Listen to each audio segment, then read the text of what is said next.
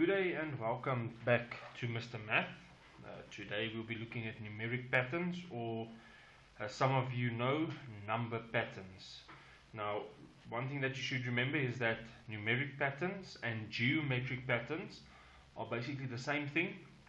Number patterns are represented by number sequences, where geometric patterns are represented or presented as shapes.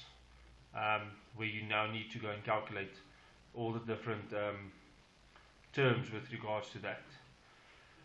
So, in front of you here on the board is the 6 most common questions that they will ask you in every single test that you will write.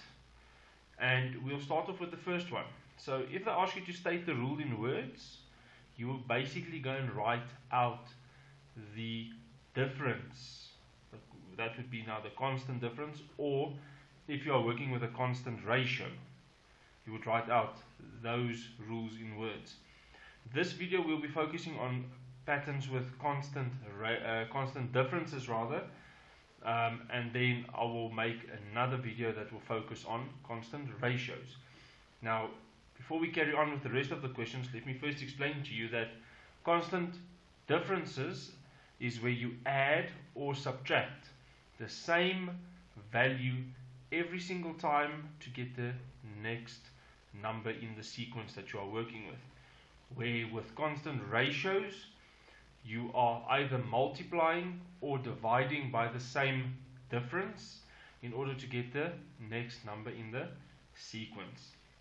So, let's continue with our second question. They're asking here, what is the constant difference? Now, to calculate the constant difference, we will obviously take term 1 and subtract it from term 2, as we are going to work with constant differences in this video. Then, number 3, write down the next 3 terms. That's basically easy. You use your rule and you just write down the next 3 numbers that would be appearing in the sequence. Question number 4 could be asked in 2 different ways. That's why I wrote the word or here. They could ask you to determine the general rule, or they could ask you to determine the nth term. Both of those questions mean exactly the same thing. They are basically looking for the rule of the sequence, which I will also show you how to calculate in this question. Then, they will ask you something simple, such as calculate the 12th term, or the 100th term, or any term in that sequence, and that would be easy because obviously after you get the general rule, you basically just substitute, and then you'll be able to calculate the value that would fall under that position in the sequence. Then number 6, they would ask you which term is equal to. So basically, if they ask you this question, they would give you a value in the sequence, and you now need to go and calculate the position of that value in the sequence. Okay, moving on. I'm going to do a question with you where I cover all of these questions that were asked here, and I'll show you exactly how to do it step by step. Please remember that not all of these questions can be asked in the paper. Sometimes they will be, and sometimes only a few of them will be asked during an examination session or cycle test, depending on what examination you will be sitting in for. So, starting off with our question. So in this question, we'll be using the following pattern. So we're going to use the value of 3, we're going to use the value of 8, as well as the value of 13, and the value of 18. And obviously in your paper, or in any question that you do, they will put the ellipse in there. The ellipse are these 3 dots over here, which shows you that the pattern actually does carry on. And it normally helps because it shows that somewhere in that question, they're going to ask you to find the next 3 values in the sequence. Now, all these values are in a position in the sequence. So number 3 is obviously term number 1, so it's in the first position. Number 8 is term 2, 13 would be term 3, and then obviously 18 would be term 4. As you carry on, each of the other values would then be in the positions according to what the sequence is carrying on to. So, starting off with that first question, they asked you to state the rule in words. Now, before you can even state the rule in words, you now need to go and find out what is the difference between all these values. So, meaning, what did I do to get from term 1 to term 2, and then from term 2 to term 3, etc., etc. In this case, from term 1 to term 2, I added 5. From term 8 to term 13, I added 5 again, and so on, which means that you had a constant difference of 5 in this sequence. So how to write out the rule in words is that you would say, start at 3 and add 5 to get the next term in sequence. And then if you want to continue with this, you can just say move on to 8 and add 5 to get the next term in sequence, etc., etc. But this will generally give you 2 marks in your paper. Then moving on to our second question. In the second question, they asked you, what is the constant difference? Now there's 2 ways that you can find the constant difference. The easy way is basically by just drawing 2 lines at the bottom and saying, what did I do to get from 3 to 8? So I basically just added 5.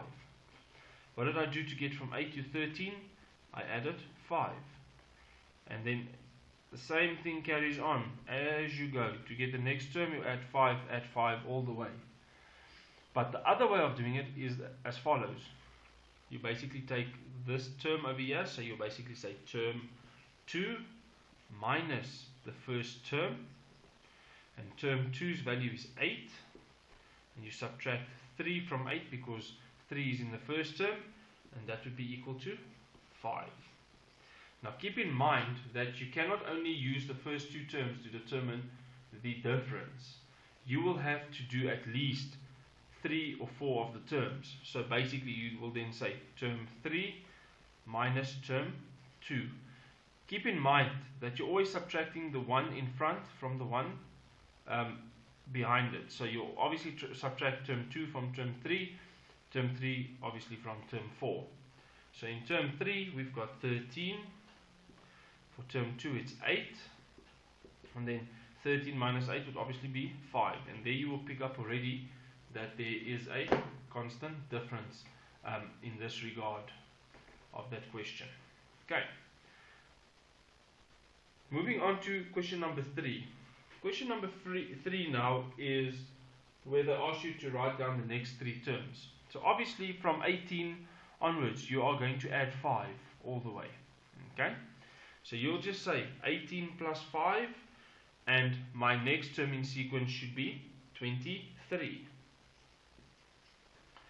Please keep in mind that after you've written the first term, you would have to then put a semicolon. And then obviously if you have 23 plus 5, you'll get 28. And then your last one would be then 33. Here are your next 3 terms, and that will give you 3 marks in your paper. Moving on to question number 4. For question number 4, they say determine the general rule or the nth term. Now basically what happens here is you have a set formula that you work with, and that formula would be Tn equals Bn plus C. And this is where B is your constant difference. In this case it would be 5, as you have here. N would be the position that your number falls in. So it can be, if you're calculating the 12th position, you would obviously substitute 12 in there, for instance. And then C would be the difference that you then need to add on or subtract from the outcome that you get in order to get the correct value in that position that you are looking for. So, calculating the general rule, we start off as follows.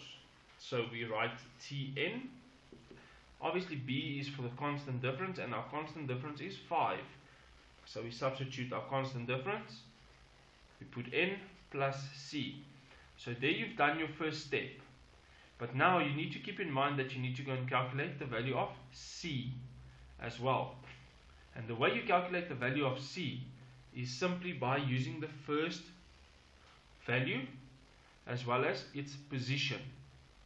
The value will have to be substituted in where Tn is,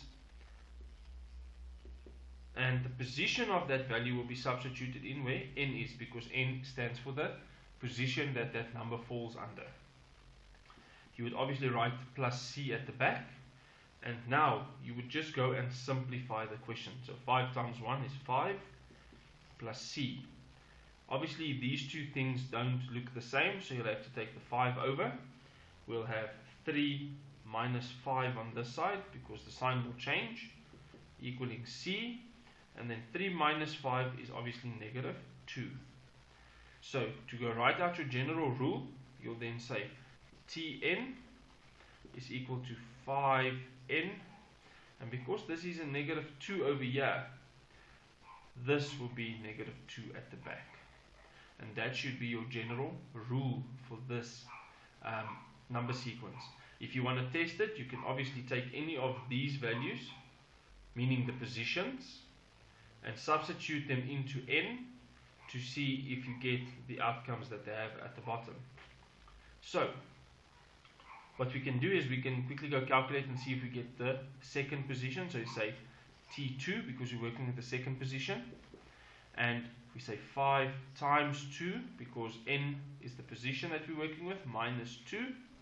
You'll say 5 times 2, which is 10, minus 2, and that will give me 8. So if you obviously get this in your second position, you would see that they correspond, meaning that they are exactly the same, which means that your general rule was calculated correctly. Now, there's another question that teachers like to ask, and that would be if they ask you to write this general rule in the terms or values of x and y. X and y. So now you need to keep in mind that Tn is basically your output value, which is your y, and then your n over here is basically your input value, and that would become your x, because x is always input value and y is always your output value. So basically anything that you put in here that is processed would give you an output, which would be represented by y. That is just some additional information with regards to this question. Now moving on to question number 5. And question number 5 will ask the following.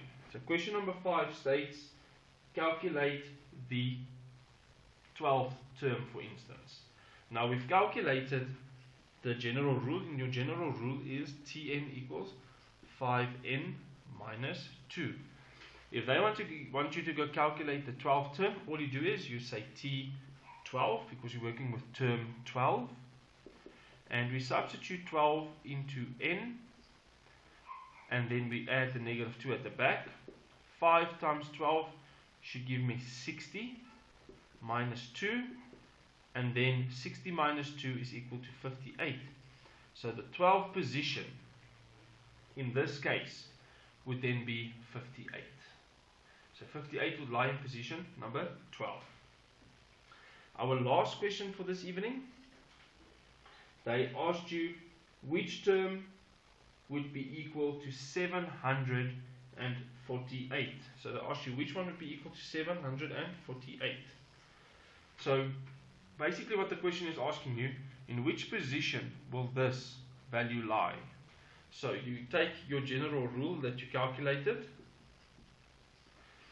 keeping in mind that this value over here was already calculated. So this value over here needs to be substituted into where Tn is, due to the fact that it was already calculated. You will write down the rest of the formula, keeping in mind that we are looking for n, because n represents the positions in the sequences as we carry on.